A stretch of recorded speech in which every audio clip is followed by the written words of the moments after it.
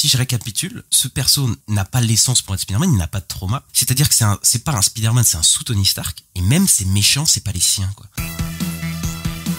Ces Avengers ne peuvent pas vaincre.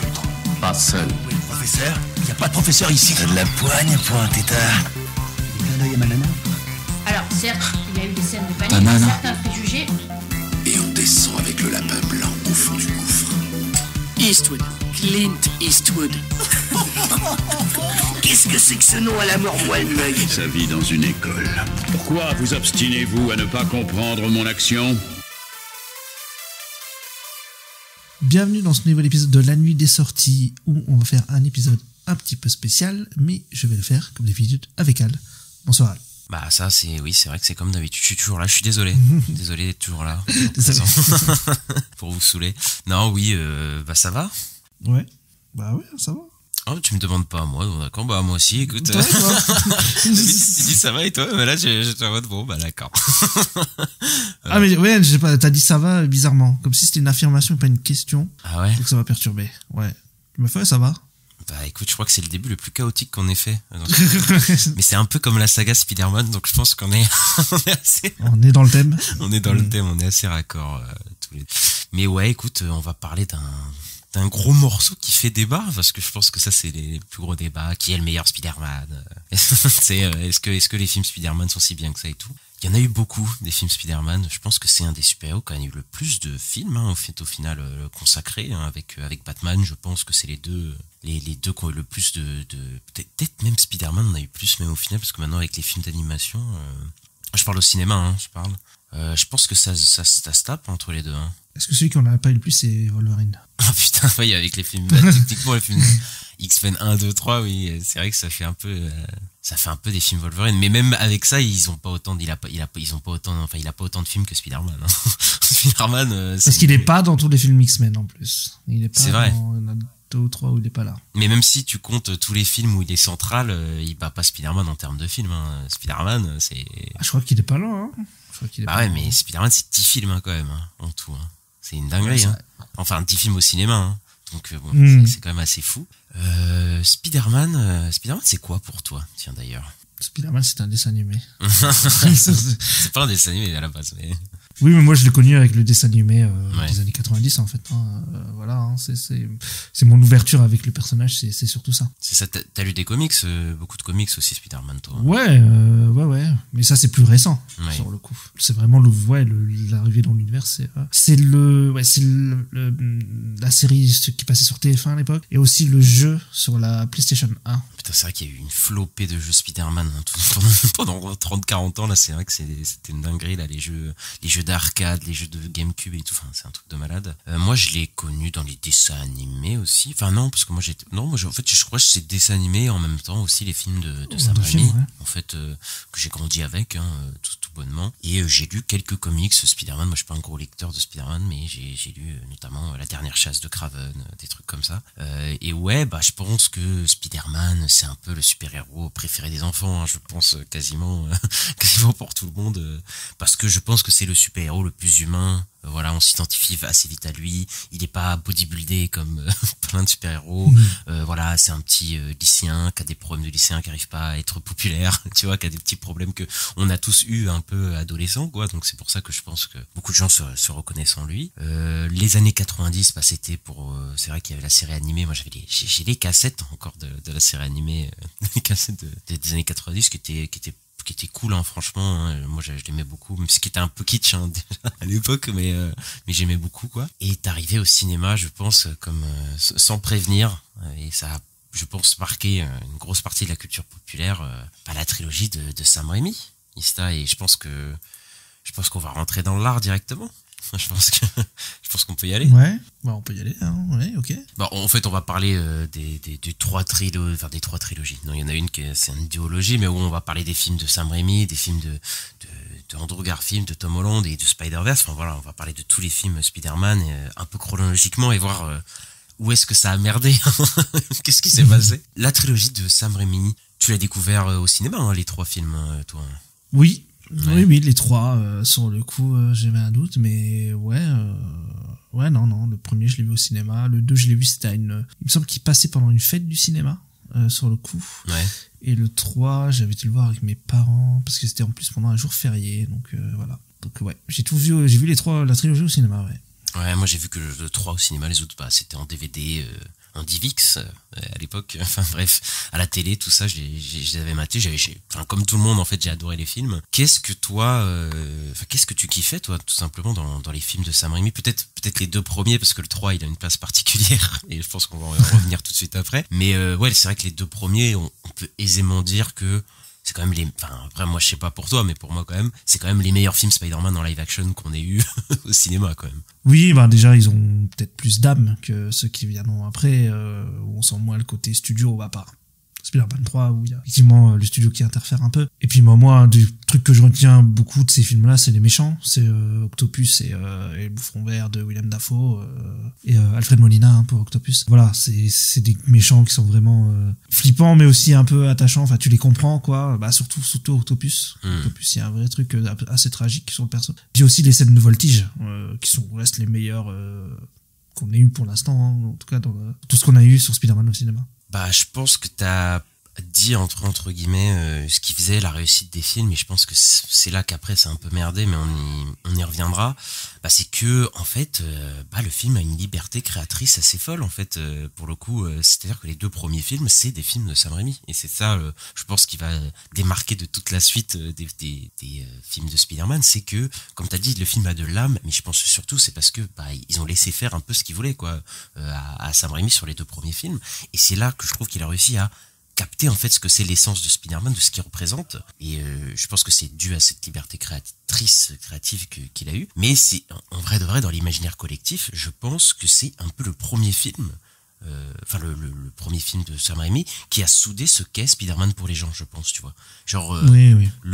Parce que c'est des trucs qui existaient déjà dans les comics, mais dans l'imaginaire populaire, ce qu'est Spider-Man, un grand pouvoir implique de grandes responsabilités, tout ça, je pense que ça a été vraiment solidifié avec ce film-là en fait, tu vois, dans l'imaginaire vraiment collectif. Ah oui, c'est devenu culte avec ce film-là, oui. C'est ça, tu vois. Après, Spider-Man était connu depuis 60 ans ou je sais pas combien, tu vois. Bien sûr. Voilà, c'était un des super-héros préférés, mais vraiment dans l'imaginaire collectif, j'ai l'impression que vraiment ce film-là, il a vraiment marqué quelque chose, quoi. Et puis après, avec tout ce que ça a avec, je trouve que ça a vraiment réussi. Il a réussi à comprendre, Sam Raimi, Spider-Man, donc l'essence même du personnage, de ce qu'il est, le lycéen un peu raté et tout ça, mais aussi ses relations. Je pense sa relation avec sa tante, son tonton, j'allais dire, son oncle, et même avec la ville de New York, hein. On connaît tous les PNJ de New York, tu sais, qui ont des répliques assez cultes dans les films de Sam Raimi.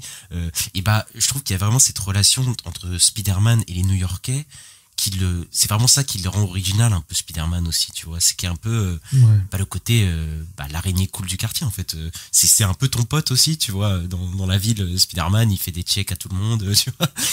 Il interagit, tu vois, il a un côté hyper cool avec les gens, assez proche des gens, et ça il a vraiment réussi à le capter, parce que quand même Spider-Man c'est un super-héros particulier et qui diffère de beaucoup de super-héros. Je veux dire, Batman, Superman, etc. C'est des mecs un peu déconnectés, tu vois.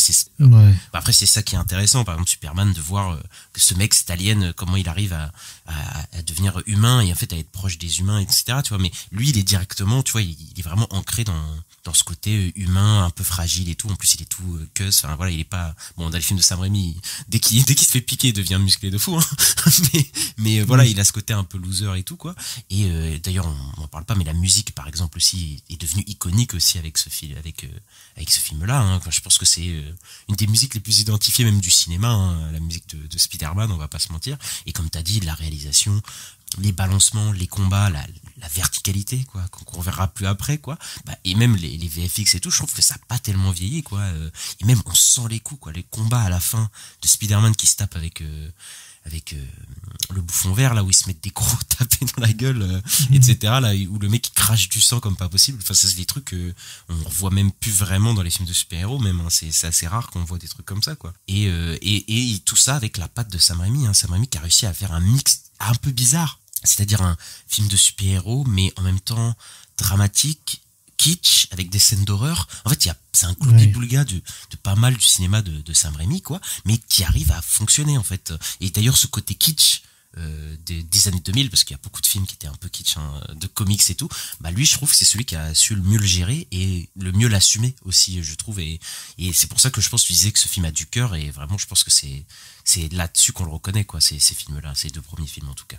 Ah bah clairement. Après sur le côté loser de Peter Parker, c'est peut-être un poil trop.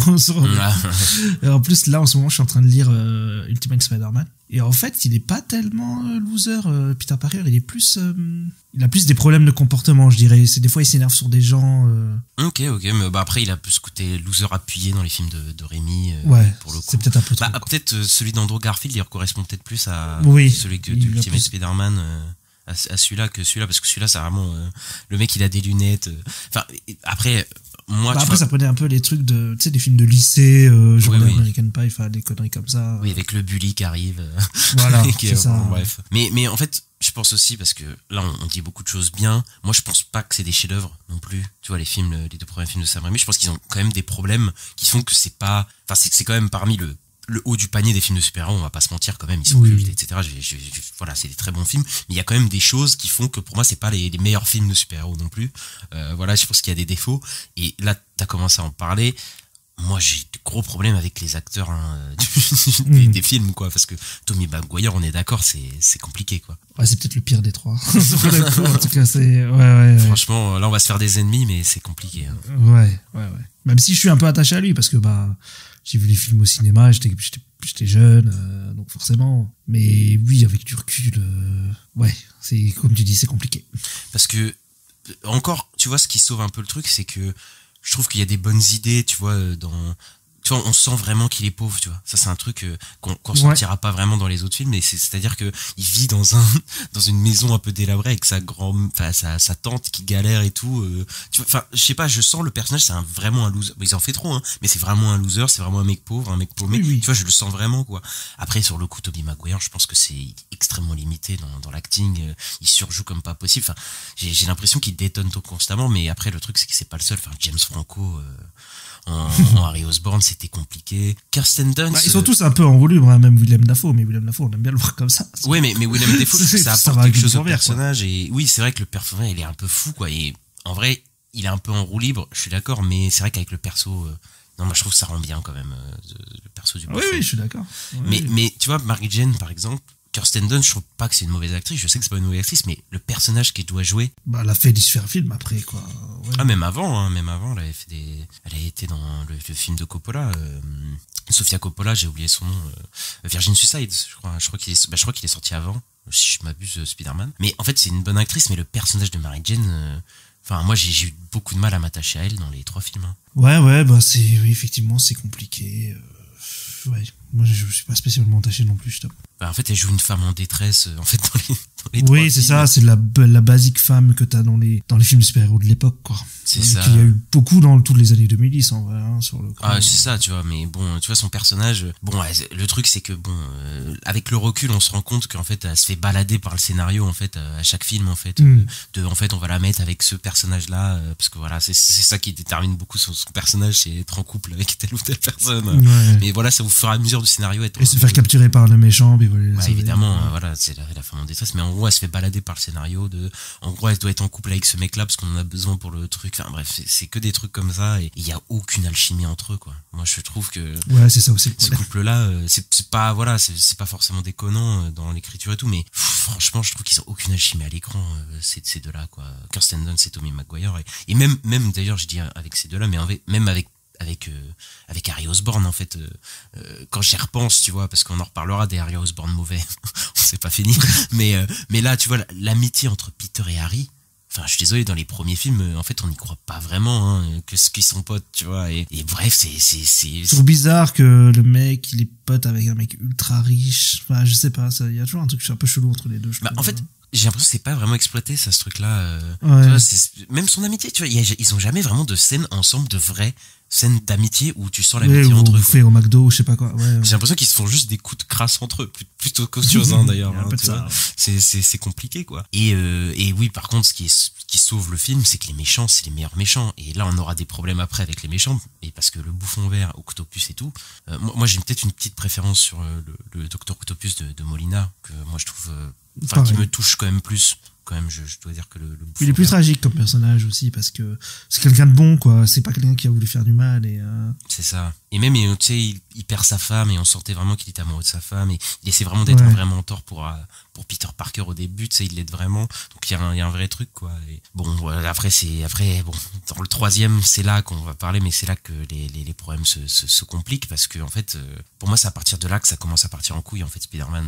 Bon, c'est pas le plus catastrophique, hein, Spider-Man 3, même rétrospectivement, quand tu vois tous les autres films et tout, tu te dis que c'est pas le pire au final, mais c'est à partir du 3 que la créativité, en fait, et les auteurs derrière les films sont broyés, en fait. C'est là où les libertés artistiques, ils sont plus de mise, et donc c'est là, en fait, où le personnage, il se retrouve dans des trucs étriqués comme pas possible, et c'est là où ils ont forcé Sony à mettre des méchants que Sam Raimi ne voulait pas dans Spider-Man 3, quoi. Ouais, c'est Venom, hein, on le sait, hein, c'est Venom, en tout cas. Le bouffon d'Harry Osborn, là, je sais pas si il a voulu le mettre ou pas. Oui, mais en tout cas... Parce qu'il était quand même teasé un peu dans les films d'avant et tout.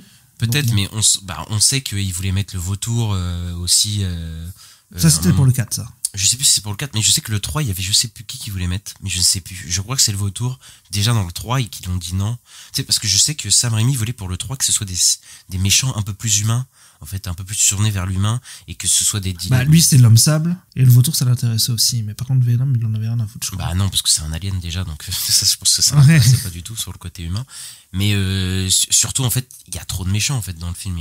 C'est pas ça, il y en a 3. C'est ça, il y en a 3, mais même l'homme sable, qui est peut-être le meilleur méchant à un certain moment, en fait, il est éclipsé au fur et à mesure du film, et il disparaît limite un peu du film, de l'intérêt du film, quoi. Alors que ça aurait dû être juste le personnage principal et se focus là-dessus, quoi. C'est ça, ou alors au final, t'en mets 2, mais 3, c'est vrai que c'était un peu trop, quoi. Même si à la fin, il y a un tag team match. Oui, mais après, le climax, il marche plutôt bien, tu vois, en termes de... Enfin, tu vois, c'est assez fun et tout, mais en fait, il y a trop de trucs. Donc, Venom, il a pas le temps d'exister. L'homme sable, il se fait éclipser. Et Harry Osborn, moi, j'ai jamais été convaincu par James Franco, je t'avoue, en méchant. Et puis il a pas un très beau costume aussi, hein, sur le coup. Il est pas terrible, hein. Et même maintenant que j'y pense, parce que là on parlait qu'il y a trop de méchants, mais même les intrigues à l'intérieur, il y a Gwen Stacy, hein, les gens se rappellent plus, mais il y a Gwen Stacy, il y a son père et tout. Enfin, vraiment le film il est complètement boursouflé par toutes ces intrigues, quoi. Et c'est pas le premier film qui va être complètement essoufflé par toutes ces intrigues, on en reparlera d'Amazing Spider-Man 2 après, mais c'est vraiment là que le Sony commence à mettre la main dessus, et je pense que c'est là qu'ils ont signé la fin de Spider-Man, quoi. Ouais, non, mais effectivement, c'est... de toute façon, après, il devait y avoir Spider-Man 4 avec le vautour. Ça avait commencé même la prod et tout, et bon, ils avaient même annoncé... le tweet existe toujours. Le tweet existe, il y a écrit Spider-Man 4 pour, je sais plus, il y a la date et tout. Et au final, Sam Raimi est parti du projet, il a dit non, et c'est pour ça qu'on est parti vers les... The Amazing Spider-Man. Vers les Amazing, quoi. Et c'est là où là, il y a un gros problème, c'est que The Amazing Spider-Man 1... il a été fait en 2 ans. Je sais pas si tu te souviens, parce qu'en fait, Spider-Man 4 était avancé, et c'est qu'en fait, après, ils se sont dit, putain, faut qu'on sorte un Spider-Man rapidement, et du coup, le truc a eu... Oui, sinon, ils perdaient le droit. C'est ça. Et donc, du coup, ils ont rushé le film comme pas possible. Bon, je pense qu'il a été produit pour le fric, etc. Le film, enfin, les 2 films, Amazing Spider-Man, ont été réhabilités avec le temps, parce que, tout est un peu réhabilité avec le temps, de toute façon, quand t'as l'impression, quand tu suis un peu Twitter, etc. Moi, je défends certains trucs, et je préfère commencer par les trucs qu'on défend un peu de Amazing Spider-Man, parce que il va prendre cher peut-être après. Mais personnellement, de toute façon, les castings sont vraiment bons, quoi, là, pour le coup. Oui, c'est ça, hein. Là, il y a l'alchimie entre Gwen clairement. entre Andrew Garfield et Emma Stone. L'alchimie, elle était là, hein. Complètement. Là, pour le coup, on peut le dire. Enfin, pour moi, Andrew Garfield, c'est le meilleur Spider-Man, le meilleur acteur ayant porté le costume de Spider-Man pour moi, enfin, assez facilement. Ouais. Mais moi, c'est bizarre, je l'aimais pas à l'époque. Mais avec le recul, je crois aussi, hein. Sur le coup. Mais je pense que son interprétation, elle a un peu plus perturbé les gens, parce que je pense qu'elle est plus nuancée que celle de Tobey Maguire, en fait. C'est-à-dire que Tobey Maguire, il avait un côté un peu naïf, etc. Et ici, je pense que ce personnage, il est pas trop, c'est pas un loser vraiment, tu vois, par exemple, son Peter Parker. C'est pas exactement le même Peter Parker, pour le coup. Bon, après, ça change pas des masses, hein, mais je trouve que dans l'interprétation, c'est pas la même chose. C'est-à-dire que, moi, je trouve que c'est celui qui fait les meilleures blagues. C'est-à-dire que, il a vraiment ce côté Spider-Man, quand il met le costume, il fait des blagues, quoi, Spider-Man, et c'est un peu en manière de se rassurer lui-même, parce que, quand t'es un adolescent et que tu t'affrontes des mecs et tout, c'est peut-être un peu effrayant et c'est une manière aussi de se rassurer lui, donc il fait des blagues un peu nulles. Il a un super rapport avec les enfants aussi, Andrew Garfield et tout. Et il est un peu, bon, c'était cette ère-là, mais il est un peu plus edgy que celui de Tobey Maguire, mais je trouve que ça lui donne une nuance vraiment. Après, je pense que c'est surtout au crédit d'Andrew Garfield qu'on lui doit ça, mais vraiment comment il utilise son corps, sa physicalité, par exemple sous le costume pour que. Mais je vois des images, j'ai des images en tête, ouais. Pour qu'on comprenne, parce que celui de Tom Holland, il a par exemple, tu sais, les yeux qui bougent et on voit un peu ses expressions. Et c'était une bonne trouvaille, mais ouais. Le costume d'Andrew Garfield n'a pas ça du tout. Et donc pour se faire comprendre un peu les émotions. Attention, parce qu'il y a deux costumes. Hein, oui, mais il y a deux costumes, mais dans tous les cas, ça change rien. C'est que, enfin, tu vois, on voit pas les expressions de son visage techniquement à Andrew Garfield avec le costume parce qu'il y a pas de truc qui bouge ou quoi. Mais lui, avec sa physicalité, il arrive à te faire comprendre.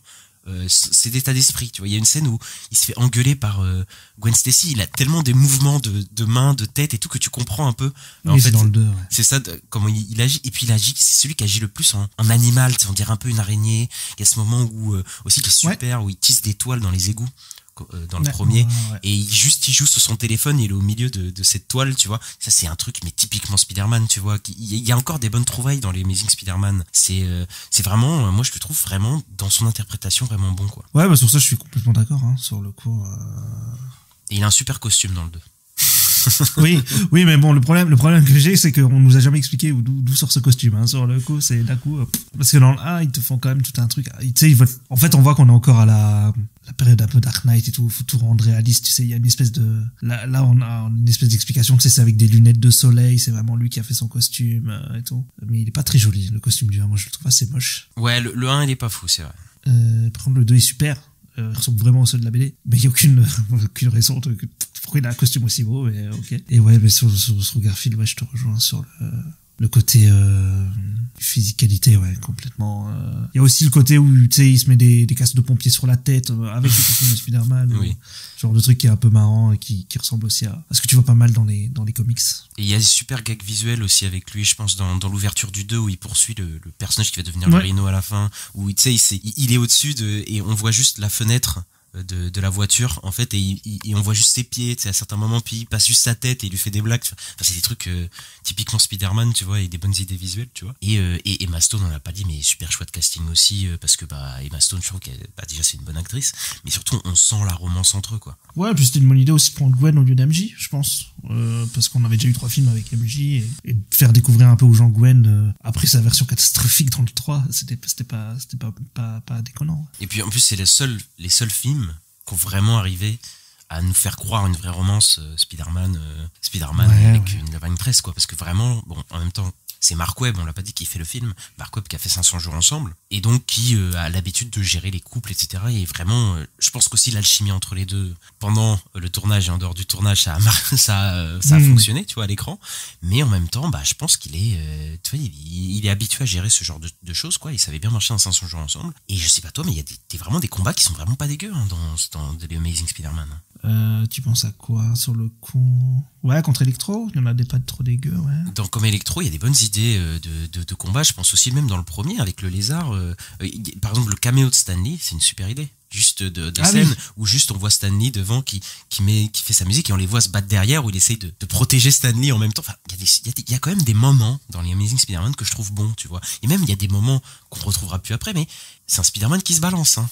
Les balancements, la verticalité est plutôt bien gérée, hein, dans Amazing Spider-Man. Hein. Ouais, mais après des fois ils essayent de... Mais je crois on a eu un truc dans un trailer, mais je crois qu'on l'a pas dans le film. Ou dire en POV là, en vue FPS. Ah oui, peut-être. Je crois que ça s'était repris après par le Spider-Man de Tom Holland, ce truc-là, hein, il me semble. Ouais, au final, ouais. Au final, ouais. Mais il y a quand même des moments assez beaux de balancement et tout. Et puis... Après, le truc des grues, est-ce que c'est pas un peu gros, quoi? Oh après c'est un peu, ils essaient parce que ça on reviendra juste après, mais ils essaient de refaire un peu, enfin voilà, ce qui a déjà été fait. Et comme on l'a dit, ils ont pas eu le temps de produire le film, enfin ils ont été faits en 2 ans et c'est une des souffrances du premier film, c'est que en fait ça fait clairement reboot et ils refont des scènes du premier, la mort de l'oncle Ben, etc. Ça marche pas aussi bien en fait parce que c'est l'impression que c'est une redite et en fait c'est. Oui, et puis ils disent pas un grand pouvoir implique de grande responsabilité. Il dit une phrase qui veut dire la même chose, mais complètement alambiquée. Attends, qu'est-ce qu'il raconte?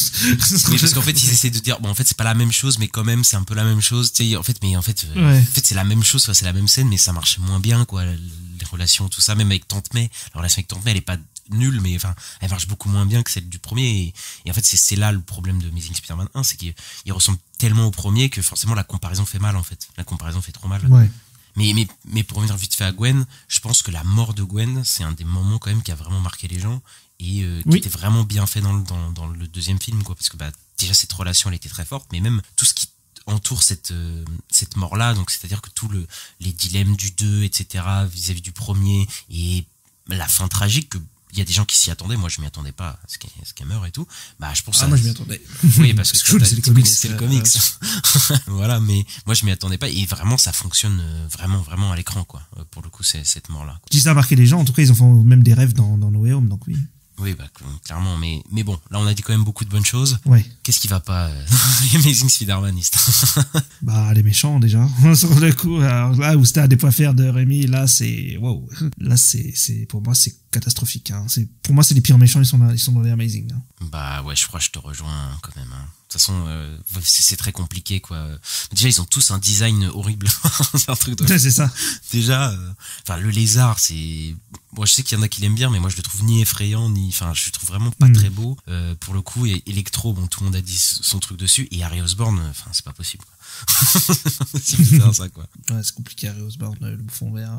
Ouais, et puis il y a des scènes chiantes avec Harry Osborn dans le 2, là, quand ils sont au bord de la rivière, en train de se parler. Non, mais on n'y croit pas du tout à ce Harry Osborn. Oui, en plus. Quoi. C'est déjà Dan Diane, bon, voilà, je vais pas critiquer l'acteur plus que ça, mais je trouve que c'était pas du tout un bon choix de casting. Mais surtout, encore une fois, le personnage de Harry Osborn, il a une relation avec son père absente et tout. Ça marche pas du tout, puisque de toute façon, son père, on l'a jamais vraiment vu. On le voit dans une scène et il meurt, tout ça. Et eux deux, mais c'est-à-dire que c'est encore pire que je trouve dans la trilogie de Sam Raimi, parce qu'au moins dans la trilogie de Sam Raimi, ils ont eu 3 films un peu ensemble pour établir un peu une relation. Ici, je crois pas du tout que ces mecs-là ont été potes ensemble dans le passé, quoi. Enfin, à quel moment ils sont traînés ensemble? Je n'y crois pas. À aucun moment, quoi. C'est un truc de... C'est clair, j'y crois pas du tout non plus. Hein. J'y ai jamais cru. Que ce mec riche ait traîné avec ce mec pauvre et tout, tu te dis mais comment et tout. Enfin, ça a aucun sens. Et qu'ils soient devenus potes, ils ont tellement rien à voir ensemble. Tu te dis mais jamais de la vie ils sont potes, ces mecs-là. Enfin bref, ça marche pas du tout, quoi. Mais pour moi, je pense que Harry Osborn, c'est parce que on va parler d'Electro, mais je pense que c'est le pire, en fait, de cette saga-là, en fait, au final, hein, parce que... Ouais. Le lézard, il a un truc sympa. En tout cas, que dans l'humain, il est intéressant. Mais après, une fois que dans le lézard, en fait, il est plus très intéressant. Et en plus, qu'est-ce qu'il est moche. Enfin, moi, je le trouve ultra moche. Oui. Mais en fait, c'est ça le truc, c'est que les prémices sont plutôt bien, parce que le Dr. Connors, c'est un truc sympa. C'est qu'il a une relation avec Spider-Man, un peu encore une histoire de... Parce que ça revient beaucoup avec Spider-Man. Il y a beaucoup de pères un peu spirituels dans la saga. Ils sont tous schizophrènes sur le coup. Peut-être pas schizo, mais un truc comme ça, quoi. Oui, en plus, il y a aussi ça, mais je parlais plus de sa relation avec Spider-Man, de la relation que Spider-Man avec ses méchants. C'est souvent le Dr. Connors, Octopus, Harry Osborn, c'est souvent un peu des mentors ou des pères un peu spirituels. Et ça démarre un peu bien avec ça au début dans Amazing, mais une fois qu'il devient lézard, il devient méchant d'un coup, genre en mode il veut faire devenir tout le monde en lézard d'un coup comme ça, alors que tu sens que le switch il a été fait, tu sens qu'il y a des problèmes d'écriture, quoi, en fait, tout simplement. Et ça marche pas du tout. Et un des plus ridicules en termes de caractérisation, c'est Electro, quoi. Electro, c'est scandaleux. Ouais, lui par contre les prémices sont pas bons du tout. Lui c'est vraiment mais c'est d'un cliché. T'as l'impression d'avoir déjà vu ça 100 fois là. Le mec pas bien dans sa peau, qui est mal coiffé, qui tombe dans un truc et puis qui se transforme. Et je crois qu'on a déjà vu ça dans des films. Ah oui, mais de toute façon, c'était le cliché de ces années-là. C'est le méchant à la syndrome des Indestructibles, en fait.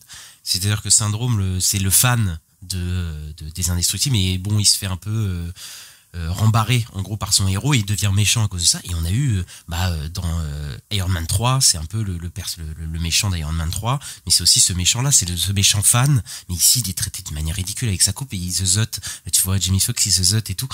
Oh là là là, tu te dis mais qu'est-ce que je regarde, quoi. C'est complètement ridicule comme personnage et tout. Moi je trouve que tous ces méchants là, ça a jamais marché, à part Syndrome dans les Indestructibles, ça a jamais marché, en fait. Ça a jamais été bien, quoi. C'est vrai, ouais. Et tu sens même un peu un mépris, ça aussi je trouve. J'aime pas, c'est un Ouais. mépris pour ces personnages-là, quoi. Pour le coup, c'est les persos un peu geeks et Mépris tout. même pour même pour les geeks en général, pour les gens qui s'intéressent à ces univers-là, quoi. Bah oui, parce que en fait, c'est toujours des geeks qui sont un peu geeks, avec qui se temps, toujours, c'est genre, il est toujours, c'est sa maman, et qui fête son anniversaire, et du coup, il y a personne qui lui fête son anniversaire et tout.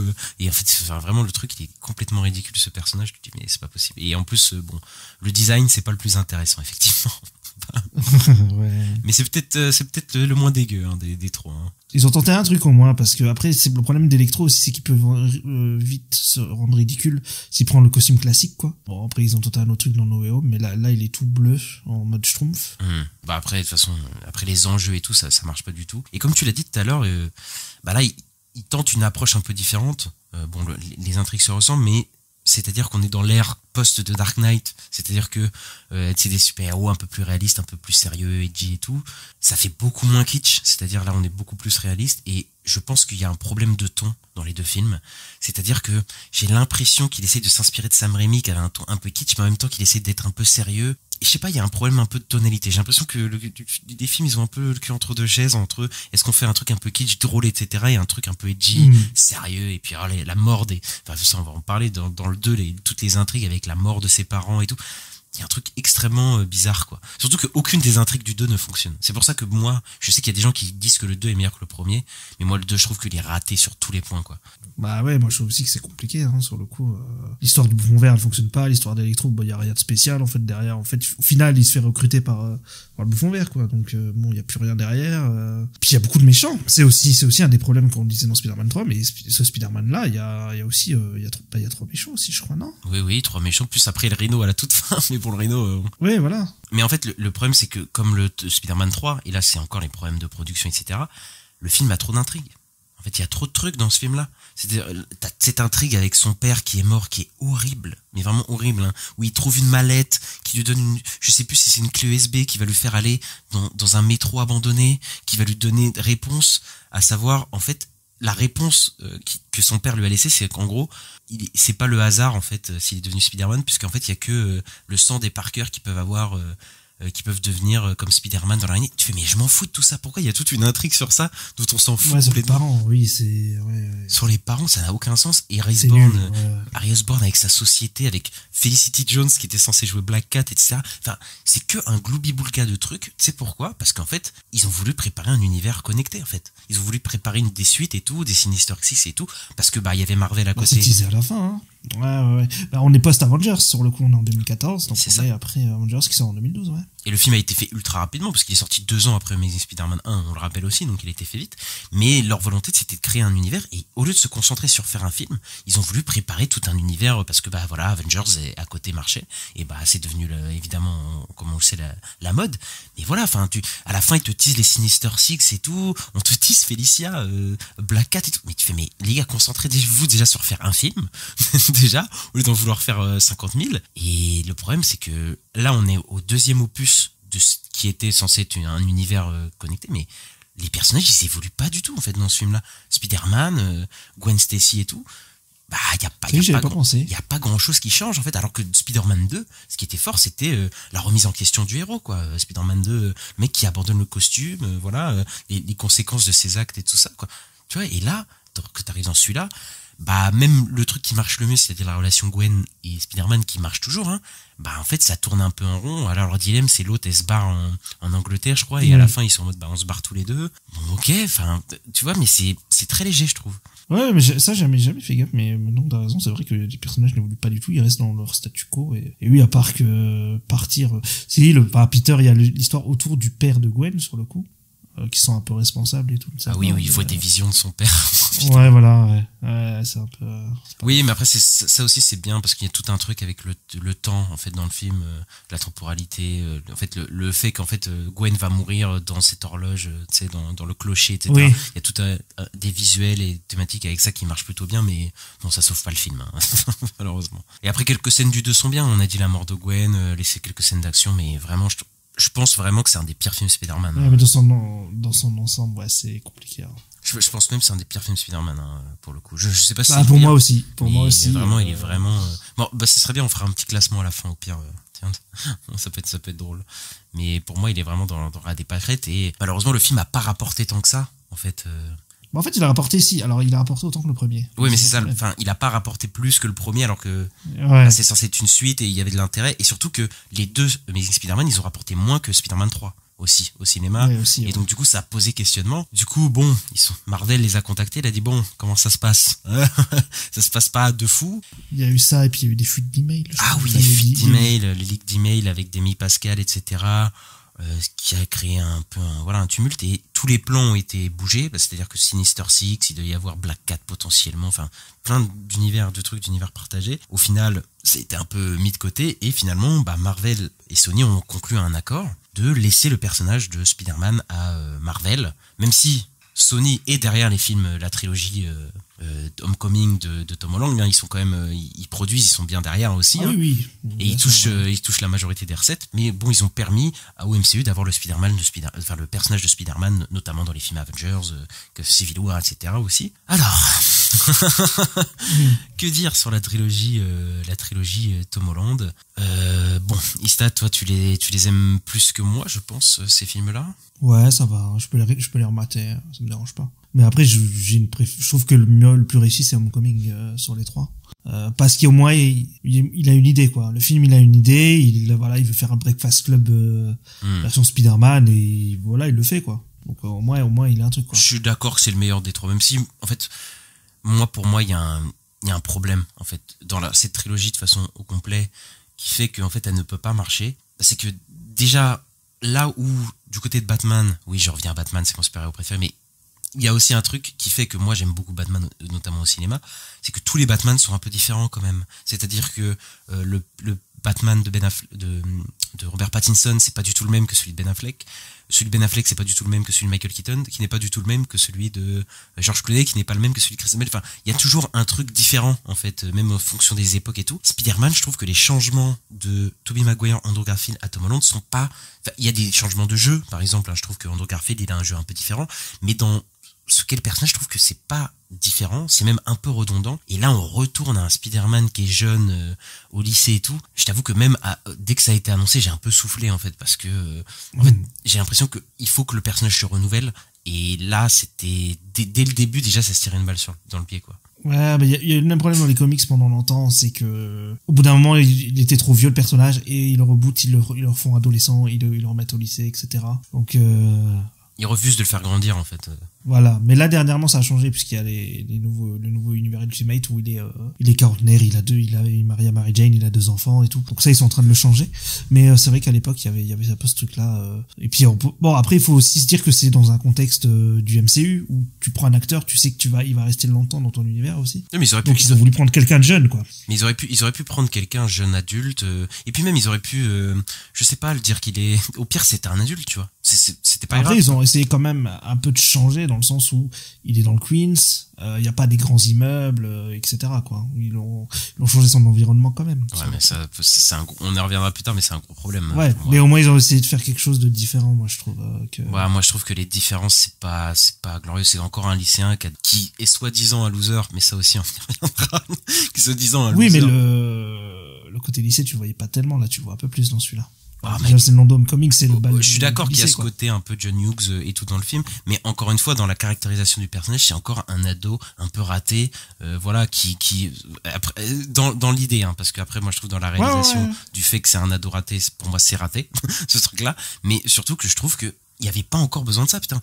Fais-moi un Spider-Man plus vieux et tout, mais encore, ok. Je me dis, bon, ils refont la même chose. Le problème que moi j'ai, c'est surtout que, en fait, ce n'est pas Spider-Man, en fait. C'est-à-dire que il y a tout l'apparat qui te dit que c'est Spider-Man, hein, il s'appelle Peter Parker, il est au lycée, c'est un mec soi-disant raté et tout, mais en fait c'est pas du tout, enfin, je suis désolé, mais dans l'essence du personnage, en fait ça l'est pas du tout. C'est-à-dire que tout le personnage en lui-même, ce qui est censé caractériser le fait qu'il est Spider-Man, c'est-à-dire que n'est pas là, en fait. Ah oui. C'est-à-dire toute la substance, en fait, qui fait que Spider-Man est Spider-Man, il est pas là. C'est-à-dire que ce mec n'a pas de trauma. Et je suis désolé, mais je comprends qu'ils ont pas voulu faire une autre origin story avec l'oncle Ben qui meurt et tout ça, parce que bon, ça va, au bout d'un moment, on va aller pas se taper 3 fois Oncle Ben qui meurt, on est d'accord. Mais en fait, je ne comprends pas ce qui motive ce personnage à être Spider-Man, à part son admiration pour Tony Stark, qui est peut-être l'un des problèmes, je pense, de ce Spider-Man-là.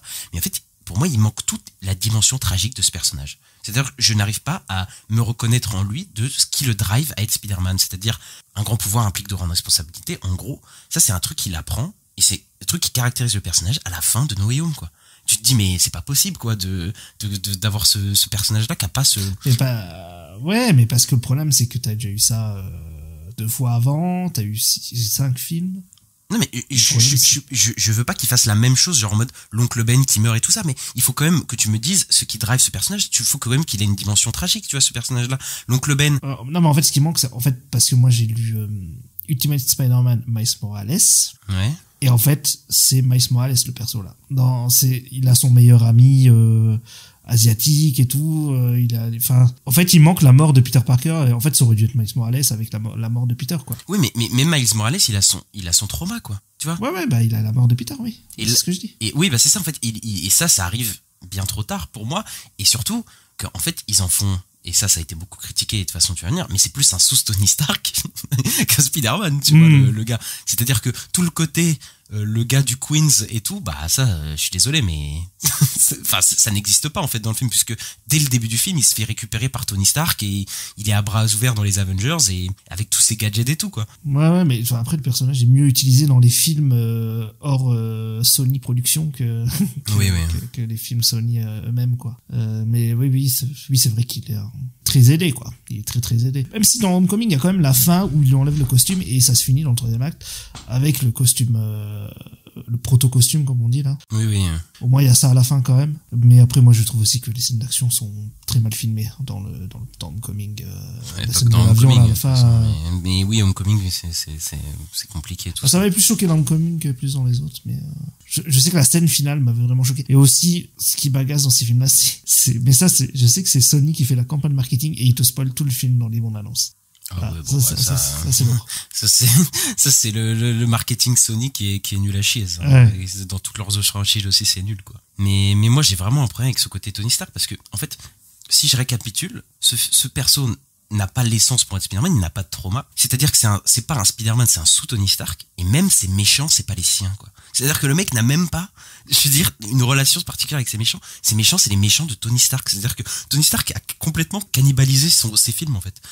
Quand tu remarques, oui. Tu te dis, mais en fait, il a pas cette relation avec ses méchants et ça crée des gros problèmes d'enjeu, je trouve, parce qu'il a pas de vraie rivalité avec ses méchants. C'est-à-dire que le premier Michael Keaton, qui est peut-être le meilleur méchant de la trilogie, parce que pour le coup il est vraiment bien interprété, bah en fait pendant la quasi-totalité du film, son énervement va contre Tony Stark. Pareil pour Mysterio, en fait tout son plan c'est contre Tony Stark. Et alors No Way Home, c'est même carrément pas ses méchants de base. Donc ouais, ça c'est autre chose, mais sur le coup c'est pas lié à Stark, mais ouais. Et donc en fait il a pas de relation intime avec ces méchants là, et du coup dans les enjeux c'est compliqué, quoi. C'est vrai, même c'est pas sur le vautour un peu à la fin quand même, parce qu'il y a l'histoire avec Lisa. Mais en fait, il raccroche le truc à la fin. Il y a un twist qui est assez sympathique, hein, mais ils sont obligés de faire ce twist-là, parce qu'en fait, s'il n'y a pas ce twist, mais en fait, ça marche pas. En fait, le film, enfin, je veux dire, Spider-Man, le climax à la fin, c'est en mode, c'est pas son méchant, quoi. Donc, je pense qu'ils étaient même obligés d'incorporer ça dans le scénario pour qu'il y ait une vraie tension, tu vois, entre Spider-Man et le vautour, quoi. Ouais, mais pour moi, avec le vautour, ça fonctionne encore à cause de ça, mais par contre, le Mysterio, c'est vraiment, c'est vraiment par rapport à Stark, quoi. Sur le coup, avec les drones et tout, là. Avec cette scène lunaire où il révèle, tu sais, avec tous ses potes, là, ils sont là, toi, qui étais là dans Iron Man 1. Ouais, c'est ça, c'est ce que j'allais dire. Ouais. C'est la perso d'Iron Man 1, quoi, qui est un scientifique random, là, qui travaillait avec Jeff Bridges, là, le personnage de Jeff Bridges. Oui, non, mais c'est vrai que de toute façon, c'est un problème qu'il soit très lié à Stark, et que aussi que son costume soit très technologique, où il a une IA dedans et tout. Bon, après, moi, je vois que l'idée qu'ils tentent de faire autre chose, parce que, il y a eu 5 films avant qui se ressemblent beaucoup. Moi, je sais qu'à la fin de Amazing Spider-Man 2, ce que je m'étais dit, bon, c'est un peu, ça commence à tourner en rond, c'est un peu toujours les mêmes films, quoi. Après, le truc, c'est que la trilogie aussi de Tom Holland, elle tourne en rond, quoi. Je trouve aussi.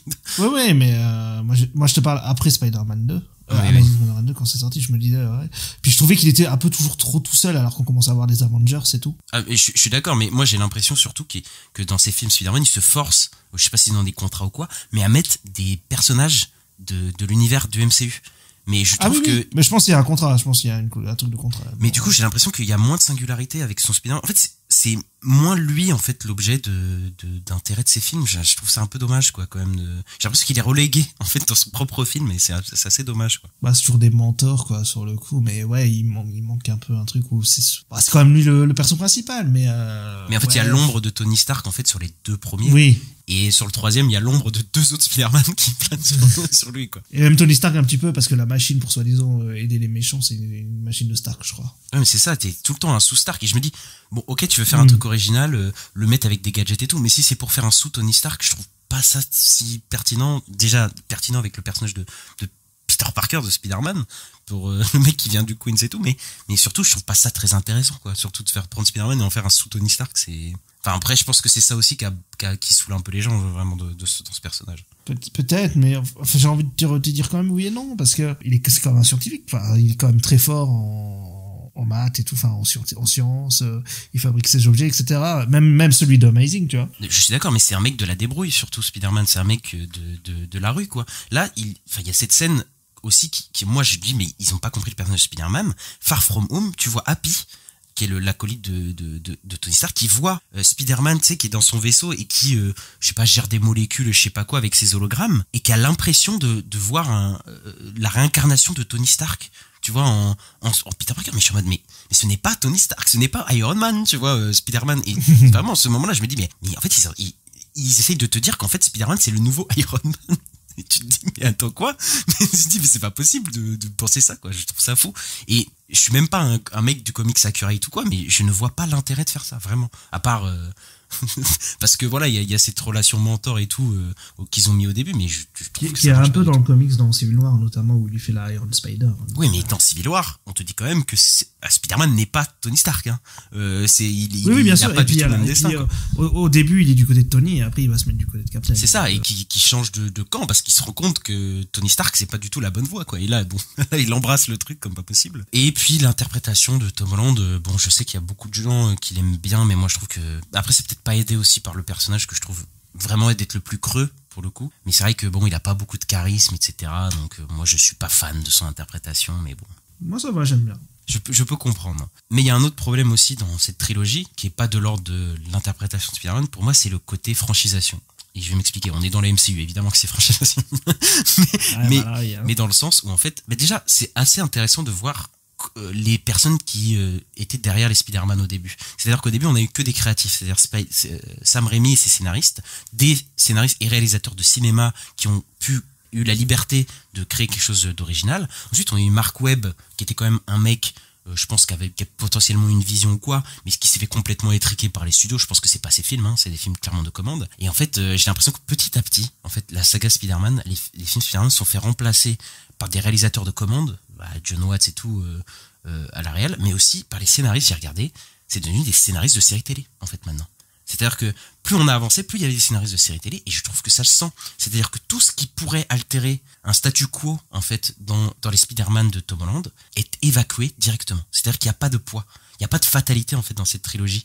À part à la fin de No Way Home qui te dit, ok, maintenant, on va commencer. Mais bon, on verra tout ça, hein. Mais ce que je veux dire, c'est-à-dire que le blip, par exemple, le blip est arrivé, ce n'est jamais abordé dans Far From Home. Ce qui est abordé, c'est sa relation avec Tony Stark. C'est-à-dire Tony Stark est mort, évidemment, c'est son mentor, ça va avoir une relation, mais tout ce qui est vis-à-vis du blip, ça ne change rien à l'univers. C'est-à-dire que tous ses camarades, c'est ça qui est fou, n'ont pas changé. Il y en a un. Si, il y en a un. Il y en a un qui est plus vieux que les autres. Ah bon? Oui, tu te souviens plus? Et il y en a un qui est plus vieux que les autres sur le coup, parce que lui il est resté. Non, je sais plus, ou c'est l'inverse. Mais je crois pas. Il y a une vanne sur ça. Si, il y a une vanne sur ça dans le. Bah, en tout cas, ses camarades proches, c'est-à-dire Flash, même Betty, je crois et tout, parce que là, ça me dit rien du tout. Mais Zendaya, etc. Même Tante May, ils ont tous disparu et ils sont tous réapparus parce que Far From Home a été fait hyper rapidement après Avengers Endgame et tout ça. Et je pense que de toute façon Sony, ils en avaient rien à faire de ce qui se passait. C'est ça, hein, moi je pense qu'il y a une espèce de conflit Sony Marvel Studios, quoi. Et je pense qui fout un peu la merde. Hein. Et je pense que ça aurait été super intéressant de voir Tom Holland qui revient dans son monde et qui voit que son meilleur pote ou Zendaya même Zendaya, j'allais dire Zendaya, mais dans Far From Home, Zendaya, c'est pas sa pote, hein, tu vois, avant Far From Home, hein, ils se connaissent un peu, mais voilà. Mais tu vois, d'avoir un truc où Tante May, elle a vécu 5 ans sans lui, tu vois, ou son meilleur ami qui est maintenant, qui a changé de vie et tout, ça aurait été sympa de voir une relation se développer à travers ça. Ben non, tout est resté normal et ouais, c'est un gros problème parce qu'il y a aucune fatalité, quoi. Comme Tante May à la fin de Spider-Man Homecoming, elle découvre l'identité de Spider-Man. C'est-à-dire qu'à la fin de Homecoming, il y a ce truc en mode what, elle est là, elle dit what de truc et ça coupe, tu sais, et t'es en mode putain quand même Tante May qui va s'en faire de fou du coup pour Spider-Man, hein, voilà, qui découvre quand même ça va être quelque chose. Ce n'est jamais traité dans Far From Home. Et ce sera la même chose avec l'identité secrète de Spider-Man qui est révélée au monde à la fin de Far From Home. Au début de No Way Home, on te fait comme Civil War, mais ça c'est pour un autre podcast. On te dit oh putain c'est le début de No Way Home. Putain là toute son identité secrète est révélée, sa vie va être chamboulée. Mais ça c'est dans les 30 premières minutes. Après, c'est la foire au fanservice, etc. Et après, on s'en fout de toute cette histoire-là. Et de toute façon, c'est rebooté après la fin. Donc, en fait, il n'y a rien qu'à de poids, en fait. Il n'y a aucune décision, conséquence à ses actes. Et c'est vraiment un des trucs consécutifs du personnage de Spider-Man. C'est que ses actions ont des conséquences sur sa famille, sur ses amis, etc. Et là, faut attendre la fin de No Way Home, quoi. Et encore, on n'est pas à l'abri que dans Spider-Man 4, il te fasse revenir Zendaya et son pote et tout. Donc bon, à voir, tu vois. Mais moi, je trouve que c'est vraiment un gros problème, quoi. Pour moi, pour Homecoming, pas tellement, dans le sens où il y a à côté, ça se veut un peu good vibe et tout, donc moi je me dis pourquoi pas, mais en fait, un film, tu vois, ok, mais après, oui, sur... c'est plus les suites, parce que c'est plus... ouais, c'est le début, suites, ouais. C'est le début, donc il n'y a pas encore de conséquences, ou quoi, c'est voilà. Tout ce qui se passe après Homecoming, en fait, n'a pas de conséquences, tu vois. Far From Home, Homecoming, No Way Home, tu vois, c'est à peu près, c'est assez plat, quoi. Ça reste la même chose. Ouais, non, mais c'est vrai, mais j'avais jamais spécialement pensé. Mais après, un No Way Home, comme t'as dit, à la fin, il y en a. C'est ça. C'est que au troisième film, on te dit, ça, finalement, la trilogie est finie. Alors, en plus, là, on te dit, attention, hein, les gadgets, tous ces trucs-là, on te les met à la poubelle. Là, c'est le vrai Spider-Man qui galère dans sa chambre.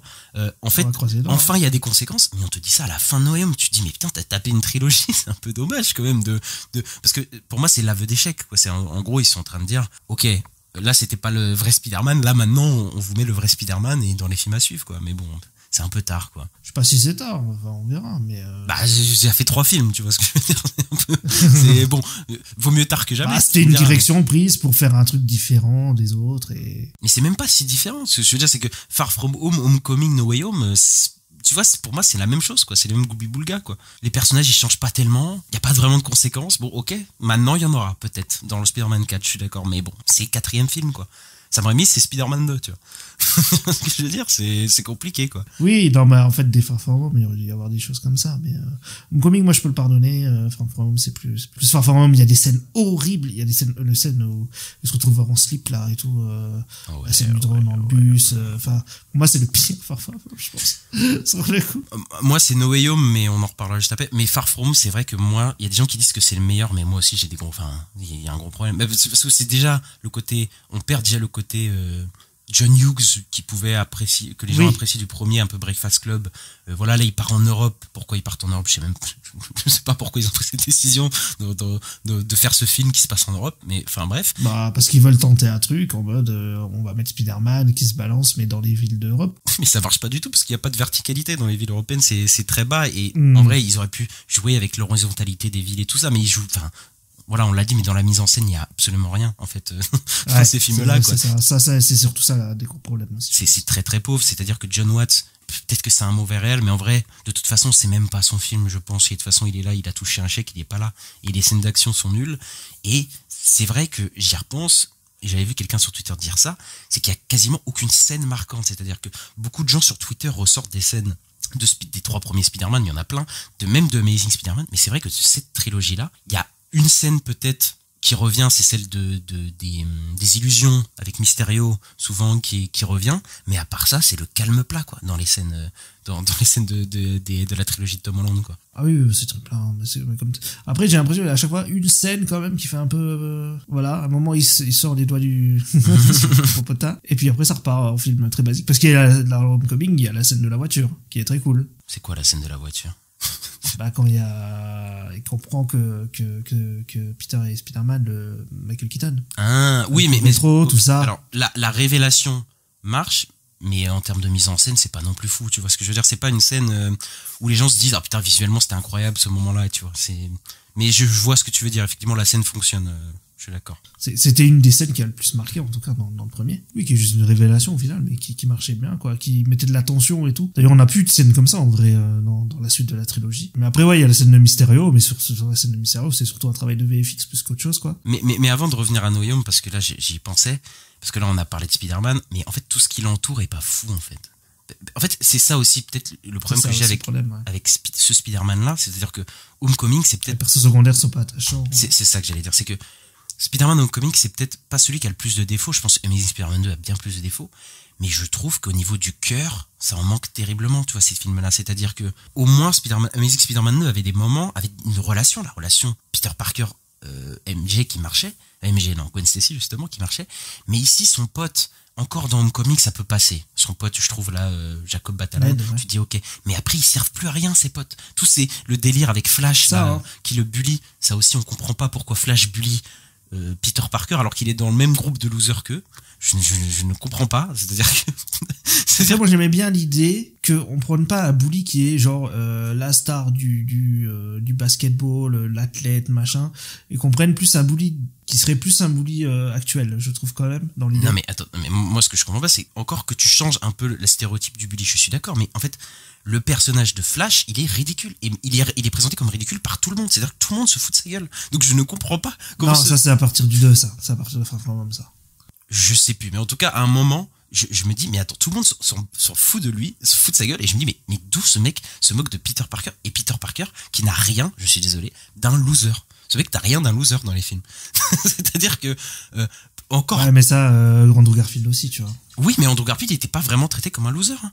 Quand tu regardes The Amazing Spider-Man 1, je suis désolé, la scène, par exemple, tout le monde dit « Ah putain, il se fait bully », mais il se fait pas bully. Moi, ça me posait un problème à l'époque qu'il se faisait pas traiter comme un loser. Mais je suis d'accord, mais au moins, on te dit pas c'est un loser. Tu vois, ok, peut-être c'est pas le personnage, mais au moins, on t'assume le mec est pas un loser. Là, on me dit Peter Parker est un loser, il se fait bully, il a aucun souci avec les meufs.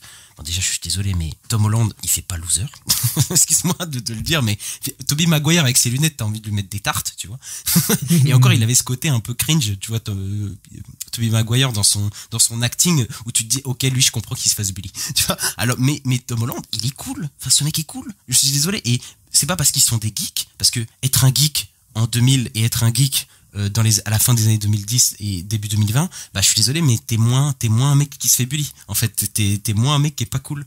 Et surtout, je suis désolé, mais ce mec, il est plutôt cool, quoi. Peter Parker, tu vois.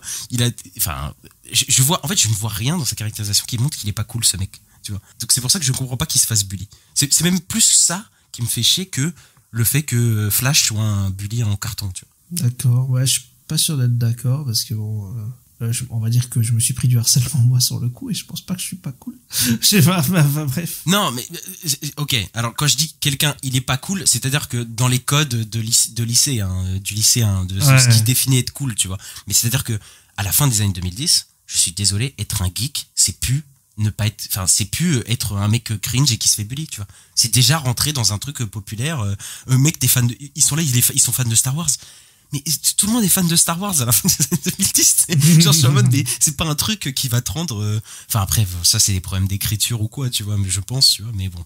Oui, mais les fans de Star Wars au point d'acheter les Lego Star Wars. Mais même ça, c'est même plus... Franchement, je te dis, c'est même plus un truc de geek profond qui est pas cool, quoi. Les Japan Expo, ils sont remplis, les gars. c'est fini cette ère-là, tu vois. Ouais, moi, j'avoue que ça m'a pas spécialement dérangé, sur le coup. Je dis, voilà, il y a un mec voilà, il y a des mecs qui harcèlent, et ben voilà, c'est un mec qui harcèle, et puis c'est tout, quoi. Mais en fait, moi, j'ai l'impression que c'est des gens, ils se sont dit, bah, Spider-Man, c'est un mec qui se fait harceler, mais ils ont pas du tout réfléchi à ce truc-là en termes de scénario et de personnage, tu vois. Enfin, bref. Peut-être, ouais. Et après la romance avec MG, moi j'ai tout retrouvé bizarre en fait. Cette romance, ouais, c'est bizarre. Hein. Comment elle est gérée, quoi. Bah encore avec Lisa dans le premier, ok. Mais on a l'impression qu'il y a plus d'alchimie avec celle de Homecoming que bah avec oui. Zendaya, quoi. C'est ce qui est très bizarre parce qu'ils sont ensemble dans la vraie vie et que tu vois les interviews des deux, de Tom Holland et Zendaya, mais ils sont faits l'un pour l'autre, quoi. Et sur le coup, je te jure, s'il y a des après, trucs c'est peut-être un problème de leur personnage, hein, peut-être aussi. Parce que ce qu'elle joue Zendaya, parce que moi Zendaya c'est une actrice que j'ai après aimé dans les films Challengers, Euphoria, etc. Où vraiment ou Dune 2 où elle est vraiment bien. Mais c'est vrai que son perso dans les trucs, c'est un peu... Bah, Homecoming, moi ça m'avait fait rire un peu parce qu'elle cassait, tu sais, elle balançait des fions, quoi.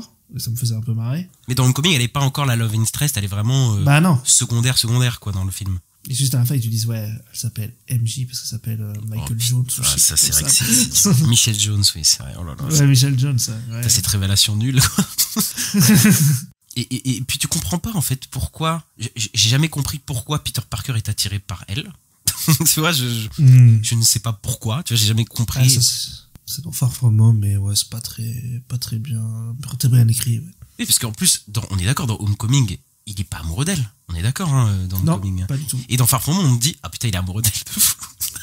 Alors que rien à voir, il était amoureux d'une autre meuf et tout. Enfin bref, c'est compliqué. Et même, il y a même un autre gars, dans Far From Home, je me souviens, un mec qui est censé être cool et tout, qui s'intéresse à MJ, qui est aussi amoureux d'MJ. Je sais pas si tu te souviens, dans Far From Home, il y a un mec qui est en concurrence en Non, gros c'est avec pas le Peter. mec que je te disais, là.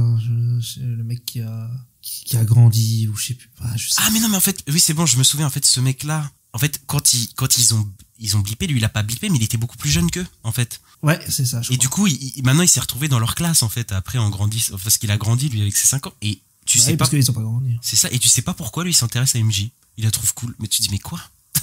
Ça n'a aucun sens, hein, alors qu'elle est censée être une loseuse aussi. Enfin bref, pour moi ce côté-là c'est extrêmement bizarre. Mais bon, là on a fait assez dans ça. C'est faire des trucs aussi autour des profs dans les films là. Après les profs ils sont drôles quand même. Les profs, Ouais, c'est un peu marrant. ils sont un peu marrants quand même. Le mec, j'adore, je crois que c'est dans Far From Home où le mec il dit, il y a le retour enfin c'est après le blip et du coup il dit ouais mais ma femme elle a fait croire qu'elle avait blippé et en fait elle est partie.